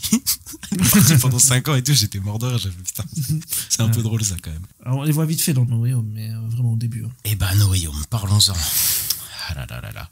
Pour moi c'est c'est le moins bien écrit des films Spider-Man, vraiment. C'est vraiment un problème quoi pour moi. C'est une fanfiction quoi. C'est une fanfiction de 2h30. Mais c'est vraiment ça, c'est-à-dire que Sony, ils ont dit, il y a eu une idée sur Twitter d'un femme qui a dit parler du multivers avec tous les trucs, ils ont fait ah bah ça on va faire ça, on va faire ramener les autres et tout quoi. Et le problème, enfin je vais pas revenir sur les problèmes de nostalgie Hollywood, on a déjà parlé ça en large et en travers. Mais en fait c'est un film qui est périmé, qui a été périmé sur le coup quoi. Je veux dire, le film est sorti, c'était fini quoi. L'euphorie était là, présente. Ah putain, Andrew Garfield et tout. Il y a plein de gens qui ont apprécié, mais il y a beaucoup de gens qui sont redescendus un an après du film et qui reconnaissent que c'est vraiment un film qui est pas terrible en fait. Ouais, bah clairement. Bah après, bon, ils ont réussi leur coup parce que ça fait 2 milliards au box-office quoi derrière aussi, c'est ça. Hein. Donc est-ce qu'on peut leur donner tort? Je ne sais pas. Sur le coup, on peut leur donner tort d'avoir fait un mauvais film, ça. On peut leur donner tort, tu vois. Parce qu'il y a un autre film qui a fait du multivers, il l'a bien fait et on en reparlera juste après. Donc bon. Ah oui, ok. Mais surtout encore, tu vois. Ok, le film, c'est un cash grab nostalgique, mais ils auraient pu faire des choses. Il y a rien dans le film. Mais c'est vraiment, il y a rien. Ils en font rien. Ils ont 3 Spider-Man à l'écran. Ils ont 7 ou 8 méchants iconiques de Spider-Man et tout. Et ils en font rien. C'est-à-dire qu'il n'y a aucune scène iconique avec les Spider-Man et les trucs comme ça. C'est que des blagues, les blagues Twitter, là, que les gens ont fait. Mais sinon, il n'y a rien, quoi. C'est vraiment plat, ce film est comme pas possible, quoi. Est-ce que je serais aussi méchant? Je suis pas sûr. Sur le coup. Bon, au moins, ils mettent le focus sur le bouffon vert. Voilà, ils disent c'est le grand méchant. Qui n'est pas un méchant de ce Spider-Man. Alors ça, par exemple, c'est un autre problème. C'est que les méchants, c'est les méchants des films Sony de l'époque, quoi. Sur le coup, parce que t'as les deux d'Amazing, enfin non, t'as aussi les deux d'Amazing sur le coup, parce que t'as le lézard Electro, et sur le coup, et t'as Octopus. Et t'as 3 des Spider-Man de Sam Raimi, oui. De Raimi. Ouais, donc là encore une fois le même problème. Il a pas son propre méchant, sa propre Némésis ou quoi. Et d'ailleurs, maintenant que j'y pense, il y en a en plus, ça se voit que c'est des méchants rajoutés. Je veux dire, l'homme sable et le lézard, ils ont tellement c'est abusé. Tellement peu de temps d'écran. Je crois même qu'ils ont même pas, je sais même pas s'ils ont fait la voix des je personnages. crois que l'acteur est même pas là, ouais, je crois que l'acteur du lézard est même pas là, je crois. Et l'acteur de l'homme Sam non plus, c'est pour ça qu'il est en caca là, en homme caca là sur pendant tout le film, parce que les VFX, ça aussi on l'a pas dit, mais elles font que chuter avec le temps. Hein. Ouais. C'est-à-dire que encore ceux de Amazing Spider-Man et tout ça passait, mais celui de Tom Holland, il y a des trucs, c'est assez compliqué quoi. Et ouais, moi je trouve que c'est un cash grab nostalgique, en plus qui a aucun sens, parce que moi je suis pas Jean-Michel cohérence, hein, mais les nombres d'incohérences qu'il y a dans le film qui n'ont aucun sens, hein, des trucs qui n'ont aucun sens dans le film, c'est un truc de fou. Electro, on sait pas pourquoi il est là, parce que le sort te dit que en gros c'est les méchants qui connaissent l'identité de Spider-Man qui viennent, mais en fait Electro il connaît pas du tout l'identité de Spider-Man dans Amazing Spider-Man 2. Donc tu te dis mais pourquoi il est là? Tu comprends pas. L'homme sable, tu comprends pas pourquoi il est contre Spider-Man à la fin du film alors que il est gentil et tout. Je ne comprends pas. Il y a tellement de trucs qui n'ont aucun sens dans ce film que tu fais bon, allez, ça passe à côté quoi. Ouais, c'est vraiment un truc où comment on dit, tu dois éteindre ton cerveau. Ah oui, mais tu peux pas le Parce que, récupérer. si tu fais les liens avec les films d'avant, tu dirais, il y a des problèmes, effectivement. C'est compliqué. Après, la scène avec Strange, j'avais bien aimé, la petite scène d'action avec Strange. C'est triste parce que je crois que c'est la meilleure du film et c'est avec Doctor Strange quoi, c'est même pas avec les autres. Doctor Strange qui a aucun sens aussi dans sa caractérisation dans ce film, qui fait le sort après avoir fait Endgame, et tu te dis mais le mec il jauge pas du tout des conséquences et tout de ce sort là et tout, tu fais mais ça n'a aucun sens, enfin bref. C'est marrant parce que ce film gâche des méchants de Spider-Man qui auraient pu être bien exploités, puisque du coup Dr Octopus, le bouffon vert Electro, ils ont été faits. Surtout qu'à côté Sony, faut le savoir, a créé un univers avec le Venomverse et donc gâche des autres méchants de Spider-Man de l'autre côté. C'est assez drôle quoi. Du coup, tu te retrouves avec plein de méchants de Spider-Man qui n'ont, je pense, jamais eu une bonne interprétation à l'écran quoi en fait, et c'est assez triste en fait pour le personnage. Ouais, bah c'est surtout ceux d'Amazing, puisque finalement ceux de Raimi au moins ils ont eu des bonnes. Oui, mais ça veut dire qu'on n'aura potentiellement pas de réinterprétation de Norman Osborn et de Dr Octopus en fait dans je sais pas, moi j'espère qu'un jour il y aurait genre non mais peut-être un jour ça va Norman venir. Osborn du MCU et tout, tu vois, ouais. Mais là je pense que pendant un moment on les aura pas puisqu'on les a eu là, et puis enfin de l'autre côté Morbius, Venom Kraven, tout ça, bah ils sont dans leur autre univers, et là tu te retrouves, tu te dis mais dans les prochains films Spider-Man qu'ils vont faire, ils vont utiliser qui, enfin bon, c'est assez compliqué. C'est pas trop. Et à la fin de No Way Home, on te dit Spider-Man devient Spider-Man. Un grand pouvoir implique de grandes responsabilités, et dite, la phrase est dite par Tante May, qui meurt enfin, donc Spider-Man a enfin son trauma, etc. Là, et il abandonne ses amis se souviennent plus de lui, etc. Ils peuvent partir sur un nouveau départ. Voilà, c'est ça que je dirais de positif sur le Spider-Man de Tom Holland. C'est que la fin laisse un espoir pour la suite sur le coup. En plus, Destin Allen Clayton qui va faire le prochain, ça pourrait être un espoir aussi, parce que moi sur les scènes de voltige, d'action et tout, je me dis il a fait Shang-Chi, c'était un des points forts de Shang-Chi, les scènes d'action, donc je me dis ça pourrait peut-être le faire au moins à ce niveau-là. Après pour l'écriture des personnages on verra quoi. Possible, mais après le problème encore une fois de cette trilogie, c'est que Sony ils en ont fait qu'à leur tête en fait, moi je pense outre la marvelisation du truc et tout voilà, mais je pense que Sony ils ont là à la base en plus John Watts je crois qu'il voulait Kraven pour Spider-Man No Way Home, et au final non, enfin là Sony a fait on veut un truc avec multivers et tout, et bon là ça a rapporté de l'argent, mais en termes d'intérêt global c'est nul quoi, enfin ça a été, en tout cas ça a été très mal fait, et malheureusement pour le prochain film il y avait des rumeurs qui disent que Sony que à la base ils voulaient faire un film grounded et tout, mais que potentiellement ça virait vers le multiversiel. Après bon, ça c'est que des rumeurs, on sait pas trop où on s'en est. Mais c'est bizarre, ça arrête pas de changer les rumeurs sur le coup, on sait pas où ça va voilà, mais je pense que Sony aussi sait pas où il va, donc enfin où ils vont, donc là-dessus c'est cohérent, mais encore une fois enfin voilà, là c'est vraiment moi pour le gros problème de Spider-Man, c'est que c'est plus des créatifs qui le font quoi, c'est des prods, et Avi Arad et Amy Pascal qui ont pris je pense toutes les mauvaises décisions créatives concernant ce personnage, comme pas possible quoi, c'est un truc de fou, et bon, est-ce que c'est fini, est-ce qu'on a plus de bons films Spider-Man depuis Spider-Man 2? Peut-être qu'on en a eu un, puisqu'on a eu quand même un film d'animation qui est sorti en 2018 il me semble, Spider-Man Into the Spider-Verse, et ça a été une sacrée surprise quand même ce film là. Ouais, énorme surprise sur le coup, d'ailleurs qui était pas attendu par beaucoup de monde parce qu'il a pas ultra bien marché, mais ça a été un vrai succès. Il a gagné un Oscar notamment du meilleur film d'animation, ça a été reconnu par la critique et tout. Après il y a beaucoup de gens qui l'ont vu derrière, je pense à la maison et tout, et ça fait que la suite par contre a bien cartonné quoi, mais ça a été un vrai renouveau, et ça a apporté une vraie fraîcheur, parce qu'on apporte le personnage de Miles Morales sur le coup, que les gens ne connaissaient pas forcément encore. Mais c'est ça, et c'est là que moi je disais que il y avait plus de côté frais aussi à Spider-Man, parce que on a eu 3 Spider-Man différents en 20 ans, et même en très peu de temps. Du coup, bon, et c'était pas vraiment les plus différents. Là, ils ont dit, on va prendre un autre Spider-Man, Miles Morales, et c'est vrai qu'il a, il est toujours au lycée, etc., mais il a d'autres, on va dire, relations avec d'autres personnages. Le rapport qu'il a avec ses parents, par exemple, c'est quelque chose qui est assez différent. En plus, on a un latino africain-américain. Donc, tu vois, il y a des trucs qui ont changé dans ce Spider-Man-là, et je pense aussi, le film est super bien, Into the Spider-Verse, je pense que c'est un de mes préférés aussi du truc, parce que Sony a laissé la créativité se faire, je pense. C'est-à-dire que c'est bah oui, mais parce que je pense qu'ils y croyaient pas, moi. Bah non, mais de toute façon, le film a coûté 90 millions, 2 fois moins que tous les autres films tous les récents films Spider-Man avant, en fait. Parce que, bah, c'était un test, voilà, et je pense que tous les créatifs dans ce film, Phil Lord, Chris Miller, et toute les boîtes de VFX, etc., ils ont tout donné dans celui-là.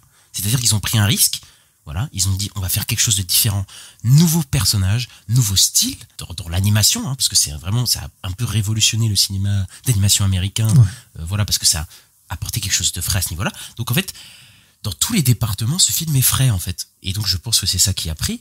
Même si le premier film, c'était pas un carton non plus, hein, voilà, c'était un test, il a fait quand même 400 millions pour un budget de 90 millions, donc il était plutôt rentable, mais c'est surtout le bouche à oreille, il a eu des Oscars, et voilà, il a une très bonne réputation, le film, qui a permis au deuxième film après de faire presque 800 millions, je crois, au box-office, et de cartonner, et voilà, et je pense que celui d'après, Cross the Spider-Verse, c'est encore plus cartonné, mais moi je pense que voilà, hein, la réponse elle est là, la créativité a été laissée à des personnes compétentes, avec des gens avec une vision, et ils ont fait de Spider-Man quelque chose de différent, mais surtout quelque chose de bien fait, quoi, dans tout. Enfin, c'est fou à quel point tu fais le comparatif avec No Way Home, tu vois, entre Into the Spider-Man et No Way Home, mais enfin le gap est géant, quoi. C'est un truc de malade, quoi. Oui. En termes de décision artistique et tout, tu te dis, mais... Oui, et puis après, Miles avait jamais été adapté, donc ils avaient beaucoup aussi à adapter. Donc, oui, ils avaient un boulevard, hein, vraiment. Ouais, là, complètement. Oui, le fait qu'ils soient aussi dans un univers différent aussi, bah, voilà, on a une Octopus femme, tu vois, enfin, ils peuvent faire un peu ce qu'ils veulent, et ça marche. Mais c'est ça qui marche, et c'est ça qui, moi, j'aime bien avec Batman, c'est qu'il joue un peu avec les univers, c'est-à-dire que non seulement les persos, je parlais de la persona de Batman n'est pas la même, mais aussi l'approche de Matt Reeves n'est pas du tout la même que celle de Snyder, qui n'est pas du tout la même que celle de Burton, qui n'est pas du tout la même que celle de Nolan, tu vois. Et c'est ça qui donne un tout différent, tu vois. Alors que quand tu passes de Amazing Spider-Man à Homecoming, il y a des trucs qui sont moins bien faits et tout, mais je vois pas de vision derrière spéciale, tu vois, du personnage de Spider-Man. Pour moi, c'est des films de producteurs, tu vois. Donc, ça peut pas être frais, malheureusement. Alors que là, ça l'est. Across the Spider-Verse est arrivé il y a 2 ans maintenant, parce que j'ai l'année dernière, mais non, c'était en 2023. Toi, tu l'as adoré, hein, vraiment, pour le coup, t'avais beaucoup aimé le film. Oui. Moi, je me méfie un peu.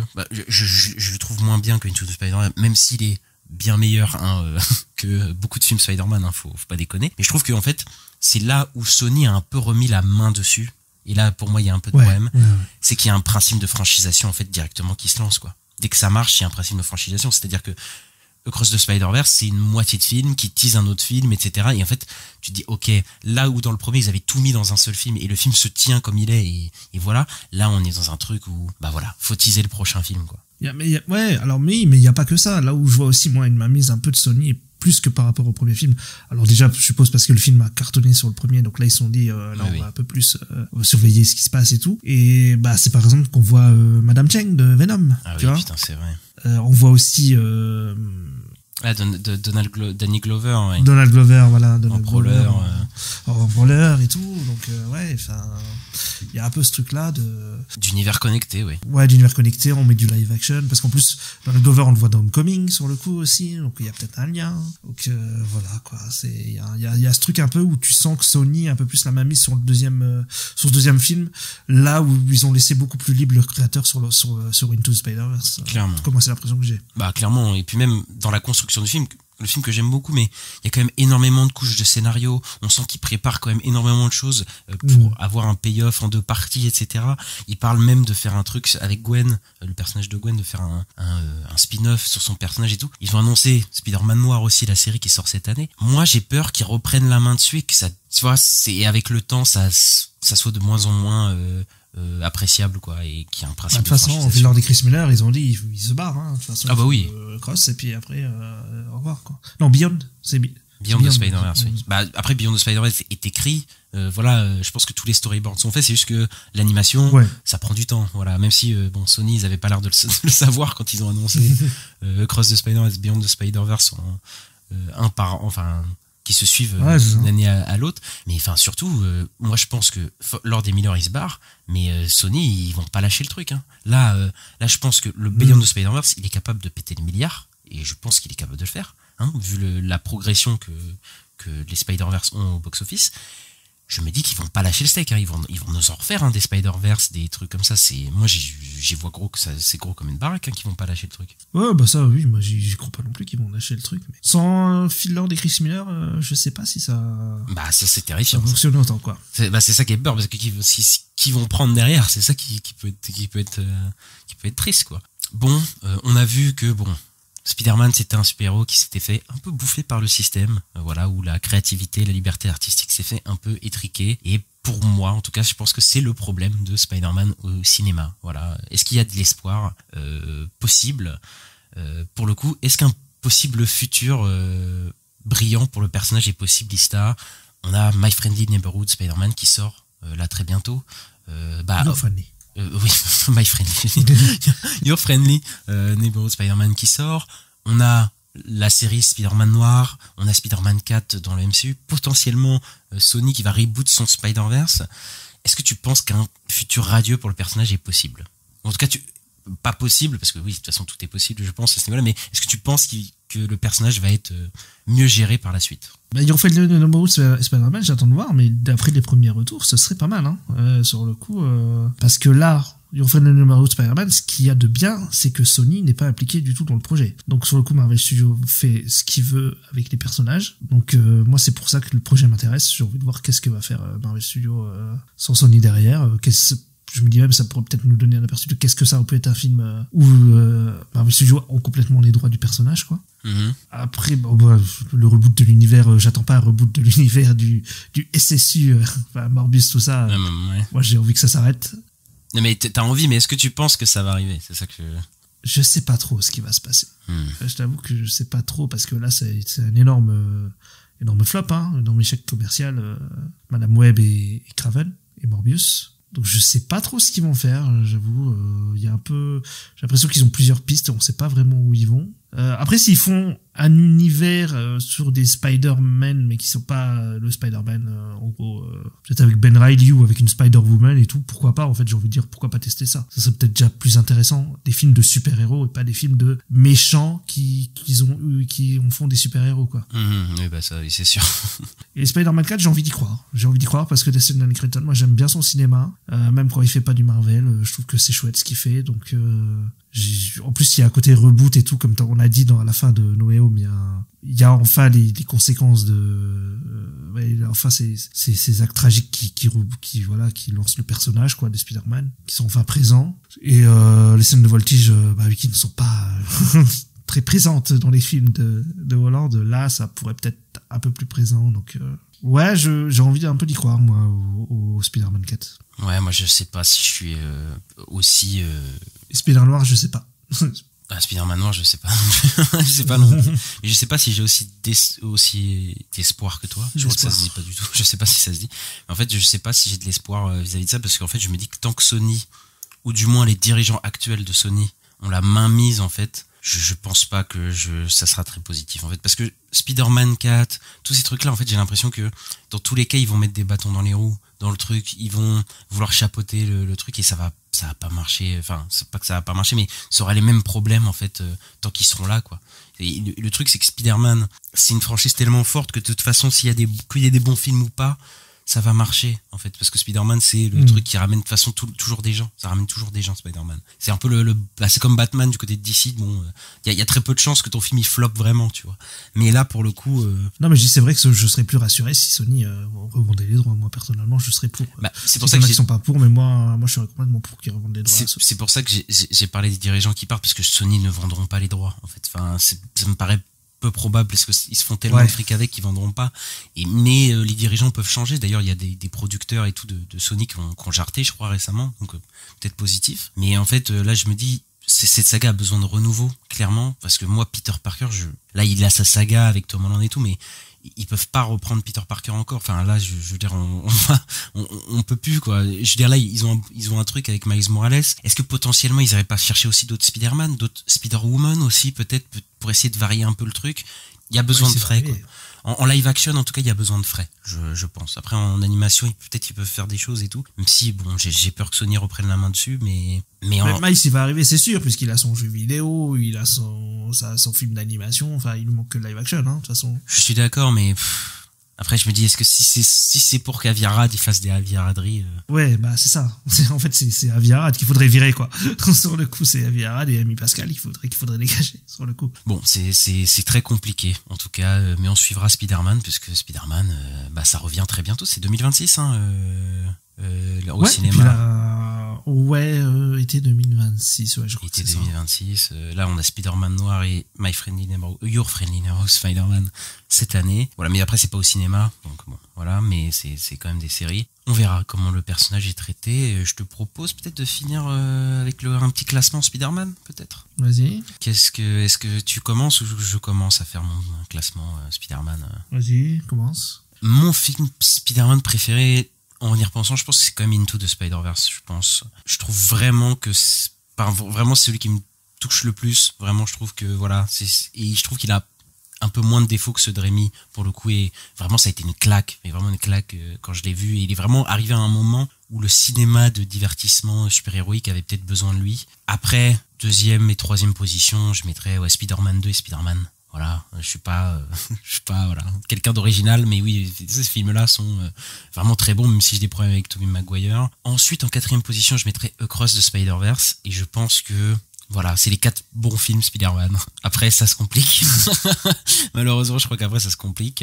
Je mettrais en cinquième position, je mettrais quand même Spider-Man 3, parce que, en vrai de vrai, on a été très dur avec lui à l'époque quand il est sorti, parce que, il arrivait après Spider-Man 2, qui était quand même un film, voilà, qui est très bon. Donc voilà, mais, en fait, rétrospectivement, tu te dis quand même, il y avait quand même des très bonnes choses dedans, et voilà, la mise en scène de Sam Raimi était toujours très très bon. Sixième, controverse un peu, mais je mettrais de Amazing Spider-Man, parce que moi je trouve vraiment qu'il y a des trucs un peu à sauver, même si c'est là que le film est pas très intéressant en soi, mais le Peter Parker d'Andrew Garfield, etc. est plutôt bon, la relation avec Gwen Stacy. Septième position, je mettrais Homecoming. Voilà, je suis pas très fan des films de Tom Holland, mais bon, c'est le meilleur de sa trilogie. En huitième, je mettrais Far From Home. Voilà, que j'aime pas vraiment, mais les deux d'après sont pour moi pires. Et là, je sais pas. Là, franchement, c'est dur. Je vais mettre en 9e Amazing Spider-Man 2, parce que c'est les chiottes, c'est vraiment horrible. Mais je mettrai en 10 No Way Home, parce que ils avaient quand même de l'or entre les mains, et ils ont réussi à quand même rien en faire. Donc, je pense qu'objectivement, Amazing Spider-Man 2 est peut-être pire, voilà. Mais No Way Home, je trouve que il représente tellement tout ce que j'aime pas dans le principe de nostalgie, de franchisation, et de on se regarde le nombril et il en fait rien, quoi. C'est-à-dire qu'il y a même pas tu vois, il y a encore des films un peu nostalgiques, mais qui arrivent à avoir un regard là-dessus, quoi, ou même qu'on des metteurs en scène ou quoi, et là c'est vraiment le pur produit de fan service périmé et qui a vraiment rien d'intéressant à proposer, que ça m'a un peu dégoûté, quoi. Et toi, Ista, quel est ton classement des films Spider-Man? Je pense que je te suis sur le premier, ce serait Into the Spider-Verse, qui est pour moi parfait, sur le coup. Ouais. En deuxième, je mettrais Spider-Man 2, qui est le meilleur en live action, je dirais. Je pense qu'en troisième, je mettrais Across, parce que je le trouve quand même très très bon, sur le coup, avec tous les Spider-Man, le Spider-Man 2099 et tout, enfin, moi j'aime bien. En quatrième, je mettrais le premier Spider-Man de Sam Raimi. Le classique. Et après là ça commence à se corser sur le coup. Non, mais en vrai je pense qu'en cinquième je mets Spider-Man 3, parce que malgré que son Venom est pas ouf, ça reste quand même l'adaptation la plus fidèle, et je le trouve mieux que le Venom de Tom Hardy. C'est vrai que c'est mieux que Tom Hardy. Et ensuite je pense que je mets Homecoming en sixième. En septième je mets Amazing Spider-Man. D'accord. En huitième je mets No Way Home. Ok. Parce que c'est pas celui que je déteste le plus, moi, personnellement. En neuvième, je mets Amazing Spider-Man, le premier. Je le trouve très plat, en fait. Je trouve qu'il y a rien de spécial. Et en dernier, je mets Far From Home, sur le coup. Far From Home, parce que je trouve qu'il y a des scènes horribles dans Far From Home. Mais t'as mis Amazing Spider-Man 2 avant? Je sais plus, je l'ai mis où, Amazing Spider-Man 2, je sais même plus. T'as mis là, t'as le 9e place, t'as mis Amazing Spider-Man 1? C'est le 2 que je voulais dire, ouais. Le 2, tu voulais dire en 9e place, ok, voilà. Oui. Ouais, ok, excuse-moi. Oui, non, c'est le 2. Non, parce que le 1, il est ok. Parce que, les méchants du 2, je trouve, pour moi, c'est les pires méchants de tous les temps, de toute la franchise. Oui, c'est clair. Et, en dernier, Far From Home, parce que la scène du slip, la scène du bus, Ah putain, c'est vrai que le drone et tout, putain. C'est compliqué, quoi. Et d'ailleurs, la fin du film qui te dit que Nick Fury, il est off-world et tout. Enfin bref, allez, je vais pas parler Oui, en plus, de tous ces trucs-là, parce que là, on en a pour des heures, en fait. Bon, bah, on a fait un bon petit épisode, quand même. Un bon bébé d'épisode. Et voilà, c'est un peu ce qui va pas pour nous dans les films Spider-Man au cinéma. Et on s'arrête là, Ista. Bon, bah, on espère que vous avez aimé cet épisode. Voilà, dites-nous en commentaire dans les plateformes qui le permettent si vous êtes d'accord avec nous ou faites vos classements aussi Spider-Man. Et voilà, n'hésitez pas à mettre le petit pouce en l'air, les 5 étoiles selon votre plateforme d'écoute. C'est toujours sympa pour le référencement, c'est très important même pour le référencement. N'hésitez pas à nous suivre sur les réseaux sociaux et toutes les plateformes d'écoute. Donc Acast, Apple Podcast, Spotify, Deezer, Google Podcast, Podcast Addict et sur les réseaux sociaux @la nuit est sortie, Twitter, Instagram, Blue Sky, TikTok, etc. Et on se retrouve très bientôt pour parler des news, mais aussi la semaine prochaine on parlera de Un parfait inconnu, le film à Oscar potentiellement pour Timothée Chalamet de James Mangold, et on se retrouve très bientôt, Ista. À bientôt. Ciao ciao.